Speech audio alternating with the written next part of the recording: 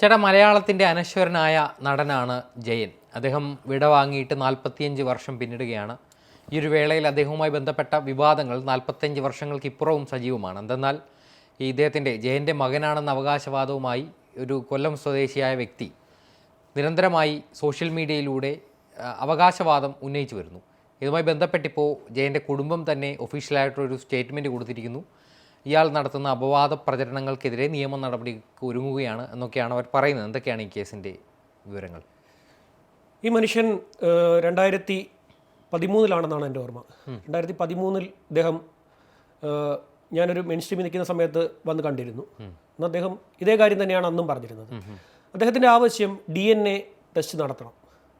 DNA test നടത്തണം. ആദിത്യൻ്റെയും മറ്റ് ബന്ധുക്കളുടെയും സാമ്പിൾ എടുത്ത് ഇദ്ദേഹത്തിൻ്റെയും ബ്ലഡ് സാമ്പിൾ എടുത്ത് DNA ടെസ്റ്റ് നടത്തി കഴിഞ്ഞാൽ ഇതിനൊരു ഉത്തരം ലഭിക്കും എന്നാണ് ഇദ്ദേഹം അന്നു മുതലേ പറയുന്നത്. അന്നും ഇദ്ദേഹം ഇതാണ് പറഞ്ഞിരുന്നത്.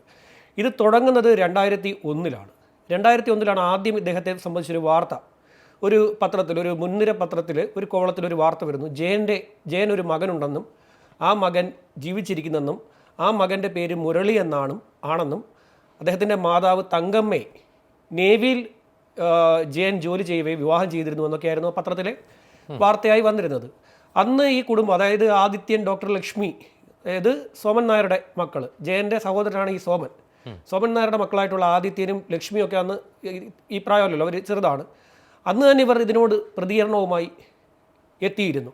ഇത് ശരിയല്ല, ഇയാൾ തട്ടിപ്പ് നടത്തിയാണ്, ഇയാൾ ആവശ്യമില്ലാത്ത വിവാദങ്ങൾ ഉണ്ടാക്കാൻ ശ്രമിക്കുകയാണെന്നൊക്കെ പറഞ്ഞിട്ട് അന്ന് ഈ ഒരു പ്രശ്നങ്ങളൊക്കെ ഉണ്ടായിരുന്നു. 99 ഈ സോമൻ നായർ മരണപ്പെടുന്നത്.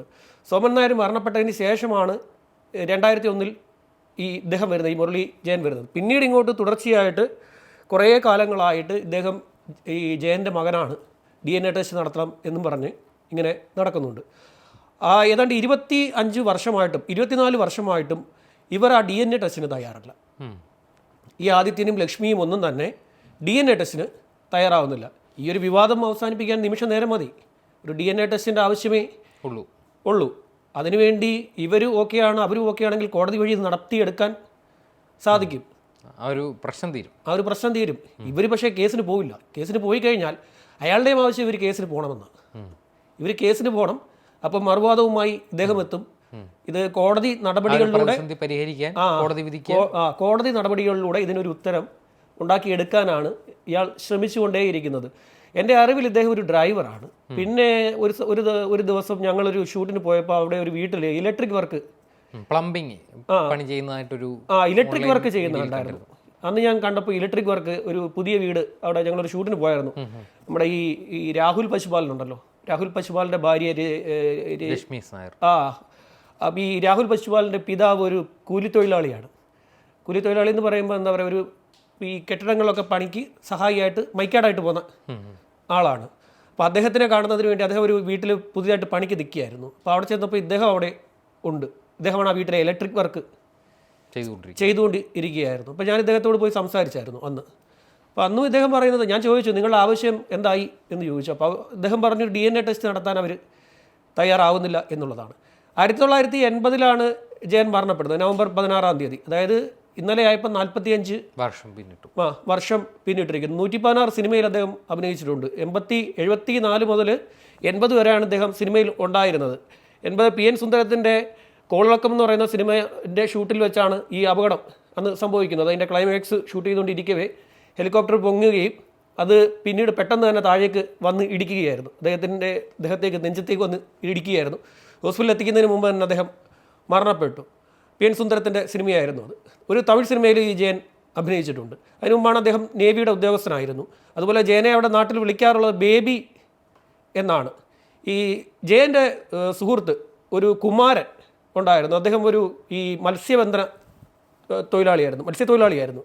അപ്പം മത്സ്യത്തൊഴിലാളിയായിട്ടുള്ള ഈ കുമാരനുമായിട്ട് അടുത്ത സൗഹൃദമുണ്ടായിരുന്നു. അപ്പം നമ്മളിങ്ങനെ കുറച്ച് പേരോടൊക്കെ അന്വേഷിച്ചപ്പോൾ ഈ കുമാരൻ ഈ കഥ ശരിയാണെന്ന് പലരോടും പറഞ്ഞതായി അന്ന് കേട്ടിരുന്നു.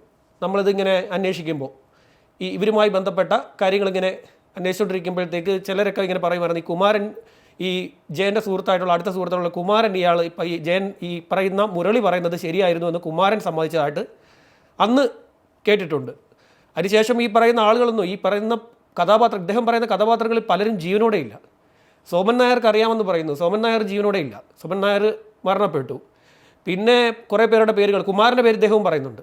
ഈ പിന്നെ ജയൻ്റെ മകൻ എന്ന് അവകാശപ്പെടുന്ന മുരളി ജയൻ എന്ന് പറയുന്ന ഇദ്ദേഹവും ഈ കുമാരൻ്റെ പേര് പറയുന്നുണ്ട്. കുമാരൻ എന്ന് പറയുന്ന അച്ഛൻ്റെ സുഹൃത്ത് ഈ കഥയെല്ലാം ശരിയാണ് എന്ന് പണ്ടുതൊട്ടേ പറഞ്ഞിരുന്നു. ഒരിക്കൽ അതിനകത്ത് ഇദ്ദേഹത്തിൻ്റെ ഒരു ഇൻ്റർവ്യൂ ഞാൻ എടുത്തിരുന്ന സമയത്ത് ഇദ്ദേഹം എന്നോട് പറഞ്ഞത്, എൻ്റെ അമ്മയുടെ മുന്നിൽ പോയി എല്ലാവരും എന്നെ കളിയാക്കുമായിരുന്നു.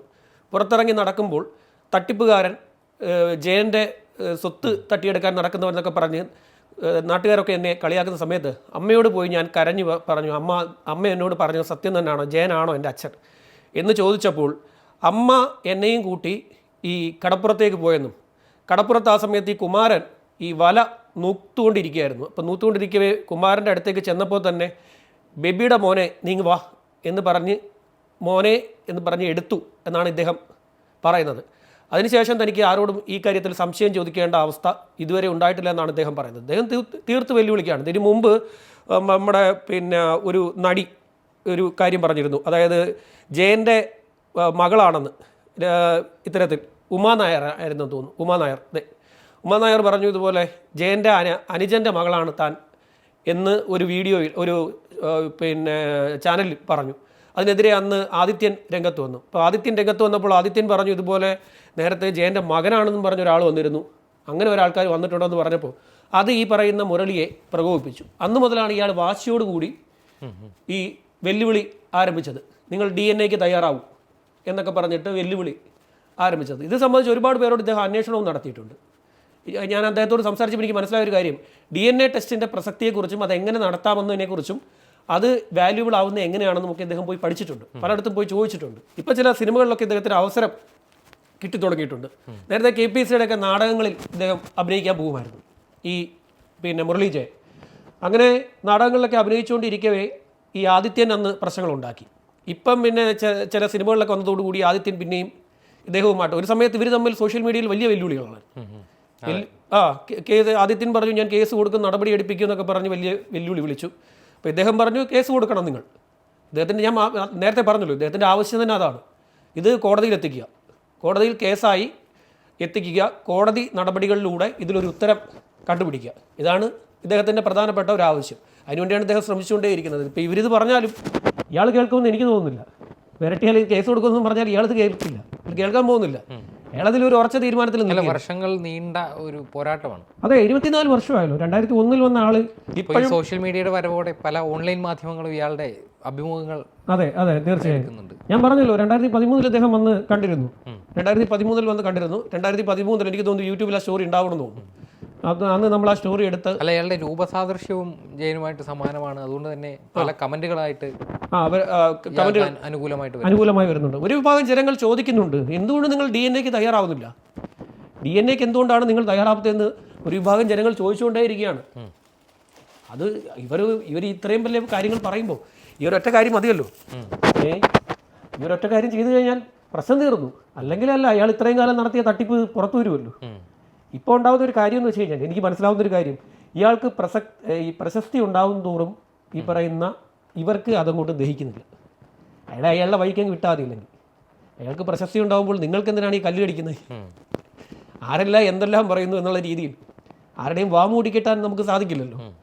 ആരെല്ലാം കുറിച്ച് എന്തെല്ലാം പറയുന്നു അതെല്ലാം കൂടെ പിടിച്ചു കെട്ടാൻ നമ്മളെ കൊണ്ട് നടക്കുന്ന കാര്യവുമല്ല. അയാൾ ഇതുവരെ സമൂഹത്തിൽ അനുഭവിച്ചു പോകുന്നൊരു അവസ്ഥയുണ്ട്. അതെ, അച്ഛനാര് അല്ലെങ്കിൽ ജയന്റെ മകനാണെന്ന് അവകാശപ്പെട്ട് നടക്കുന്നു, തട്ടിപ്പ് നടക്കുന്നു എന്നൊക്കെ ആൾക്കാർ പറയുമ്പോൾ ഇയാൾക്ക് മാനസികമായിട്ട് ഉണ്ടാകുന്ന പ്രശ്നങ്ങളുണ്ട്. അയാൾ ഒരു സമയത്ത് അയാൾ ഉണ്ടായിരുന്നു അയാൾ പറഞ്ഞു. പക്ഷേ ഞാനന്ന് എന്നോട് സംസാരിച്ചപ്പോൾ അദ്ദേഹം എന്നോട് പറഞ്ഞത് ആ ഒരു ഘട്ടം ഞാൻ കടന്നുപോയി. അത് ജീവിതത്തിലെ ഏറ്റവും എന്താ പറയുക വെല്ലുവിളി നിറഞ്ഞ ഒരു കാലഘട്ടമായിരുന്നു. ആ നിറഞ്ഞു നിന്ന കാലഘട്ടത്തിൽ പലരും എന്നെ നോക്കി കളിയാക്കി. അതായത് ഒരു പ്രശസ്തനായ ഒരു മനുഷ്യൻ ഇപ്പം എൻ്റെ മകനാണെന്നും പറഞ്ഞ് തട്ടിപ്പ് നടക്കുന്ന രീതിയിൽ എല്ലാവരും കളിയാക്കുമായിരുന്നു. ബസ് സ്റ്റോപ്പിലൊക്കെ ചെന്നിരിക്കുമ്പോൾ ഇങ്ങനെ അടക്കം പറയുമായിരുന്നു, അടുത്ത് നിൽക്കുന്നവർ അടക്കം പറഞ്ഞ് കളിയാക്കുമായിരുന്നു. അതൊക്കെ എനിക്ക് ഭയങ്കരമായി വേദനിച്ചിട്ടുണ്ട്. ഞാൻ ബസ് കയറാതെ പിന്നെ നടന്നു പോയിട്ടുണ്ടെന്നൊക്കെ ഇദ്ദേഹം എന്നോട് അന്ന് സംസാരിച്ചപ്പോൾ എന്നോട് പറഞ്ഞിട്ടുണ്ടായിരുന്നു. ആ ഒരു ഘട്ടം കടന്നെന്നും പറഞ്ഞു. ആ മനുഷ്യൻ നല്ല ഉറച്ചു നിൽക്കുകയാണ്. ഞാൻ പറഞ്ഞല്ലോ, വളരെ സ്ട്രോങ് ആയിട്ട് ആ മനുഷ്യൻ നിന്ന് വെല്ലുവിളിക്കുന്നു. ഇതിപ്പോൾ കോടതിയിൽ എത്തുകയാണെങ്കിൽ കോടതി നടപടികളിലൂടെ ഇത് മുന്നോട്ട് കൊണ്ടുപോകാൻ സാധിക്കും. അല്ലെങ്കിൽ പിന്നെ ഇയാളെ ആ രീതിയിൽ ഞാൻ നേരത്തെ പറഞ്ഞതുപോലെ അയാൾക്ക് സിനിമയോ സീരിയലോ അല്ലെങ്കിൽ നാടകങ്ങളോ ഒക്കെ അങ്ങനെ രീതിയിൽ കിട്ടുന്നെങ്കിൽ കിട്ടട്ടെ, അയാളുടെ വഴിക്ക് അങ്ങ് വിട്ടേക്കുക. ഇവർ വലിയ വെല്ലുവിളിയാണ് നടത്തുന്നത്. ഇന്നലെ ഞാൻ നോക്കിയപ്പോൾ ഡോക്ടർ ലക്ഷ്മിയുടെ ഒരു ഇൻ്റർവ്യൂ ഉണ്ട്. ആ ഏതെങ്കിലും ഓൺലൈൻ മാധ്യമം ഇയാളുടെ ഇൻ്റർവ്യൂ എടുത്ത് വിടുകയാണെങ്കിൽ ആ മാധ്യമത്തിനെതിരെയും ഞങ്ങൾ നടപടിയെടുക്കും. എന്ത് നടപടി? എന്ത് നടപടി എടുക്കാനാണ്? അയാളുടെ അവകാശവാദമാണ്, അല്ലാതെ ചാനലിന്റെ സ്റ്റേറ്റ്മെന്റ് അല്ലല്ലോ പറയുന്നത്. ചാനലിലെ സ്റ്റേറ്റ്മെൻ്റ് അല്ല, അദ്ദേഹത്തിൻ്റെ അവകാശവാദം. അദ്ദേഹം ഒരു കാര്യം പറയുന്നു, ആ കാര്യം പറഞ്ഞ കാര്യം നമ്മളത് എന്താ പറയുക, അത് വളരെ എന്താ നാട്ടുകാർക്ക് അറിയാൻ ആഗ്രഹമുള്ള താല്പര്യമുള്ള വിഷയമായതുകൊണ്ട് മാധ്യമങ്ങളത് പുറത്തുവിടും. അത് അയാളുടെ സ്റ്റേറ്റ്മെൻറ്റാണ്. നമ്മളാരും പറയുന്നില്ല അയാൾ എന്താ പറയുക ജയൻ്റെ മകനാണെന്നോ അല്ലെന്നൊന്നും നമ്മൾ പറയുന്നില്ല. അദ്ദേഹം ഇത് പറഞ്ഞു, ഒരു മനുഷ്യൻ പറഞ്ഞു, ആ മനുഷ്യൻ പറഞ്ഞത് നമ്മളത് പുറത്തുവിടുന്നു. നമ്മുടെ ആവശ്യമല്ല, അയാളുടെ ആവശ്യമാണ്. അയാളുടെ ആവശ്യമാണ്. പിന്നെ നാട്ടുകാർക്ക് ഇതിനോട് വലിയ താല്പര്യമുണ്ട്. ഇതിൻ്റെ ഒരു ഉത്തരം എന്താണെന്ന് കണ്ടുപിടിക്കാൻ വലിയ താല്പര്യം, ഇതിൻ്റെ ശരി തെറ്റുകൾ എന്താണ് എന്ന് അറിയാൻ വേണ്ടി ജനങ്ങൾക്കൊരു താല്പര്യമുണ്ട്. കാരണം വലിയൊരു കൂട്ടം ജനങ്ങൾ ഈ ജയനെ ആരാധിക്കുന്നവരാണ്. നല്ലൊരു ഇപ്പോഴും ചില മിമിക്രി കലാകാരന്മാർ ജയൻ്റെ ഫിഗർ വെച്ചിട്ട് തന്നെ ജീവിച്ചു പോകുന്നവരുണ്ട്. ജയനെ വെച്ച് ഇപ്പോഴും ജീവിക്കുന്നവരുണ്ട്. അദ്ദേഹത്തിൻ്റെ അന്ന് എന്നോട് പറഞ്ഞൊരു കാര്യം, ജയൻ സോമൻ നായർ മരണപ്പെട്ട ശേഷം ജയൻ മരണപ്പെട്ട ശേഷം താൻ തൻ്റെ അച്ഛൻ്റെ വീട്ടിൽ പോയിട്ട് പിന്നെ ഈ ഡോക്ടർ ലക്ഷ്മിയുടെ മാതാവിനോടൊക്കെ സോമൻ നായരുടെ ഭാര്യയോടൊക്കെ ജയൻ്റെ ഫോട്ടോ ചോദിച്ചപ്പോൾ അവർ പറഞ്ഞത്, കോളേജ് കുട്ടികൾ വന്നത് വാങ്ങിക്കൊണ്ട് പോയി, നിനക്ക് ഞാനൊരു ഫോട്ടോ എവിടെയെങ്കിലും ഉണ്ടെങ്കിൽ ഞാൻ എടുത്ത് തരാം എന്നോട് പറഞ്ഞിരുന്നു എന്നൊക്കെ ഇയാൾ പറയുന്നുണ്ട്. ഇയാളെ വീട്ടിൻ്റെ അന്നത്തെ ആ ഘട്ടത്തെക്കുറിച്ചൊക്കെ ആ ഒരു രീതിയെക്കുറിച്ചൊക്കെ പൂർണ്ണമായും പറയുന്നു. അതെങ്ങനെയാണെന്ന് എനിക്ക് മനസ്സിലാവുന്നില്ല. ആ വീട്ടിലെ ഓരോ കാര്യങ്ങളെക്കുറിച്ച് ഇയാൾ വളരെ കൃത്യമായി പറയുന്നുണ്ട്. ആ കുട്ടിക്കാലത്ത് ഇവരുടെയൊക്കെ ഒരു കാലഘട്ടത്തെക്കുറിച്ചൊക്കെ പറയുന്നുണ്ട്. അത് തന്നെയാണ് ഈ ആദിത്യനും പറയുന്നത്. ലക്ഷ്മി പറയുന്നതിന് ശ്രദ്ധിക്കുമ്പോൾ ഇവരുടെ എല്ലാ സ്റ്റേറ്റ്മെൻറ്റും ഒരുപോലെ വരും. ഇതൊക്കെ എങ്ങനെ വരുന്നു എന്ന് നമുക്ക് അറിയില്ല. ഏതായാലും നോക്കാം. ശരി.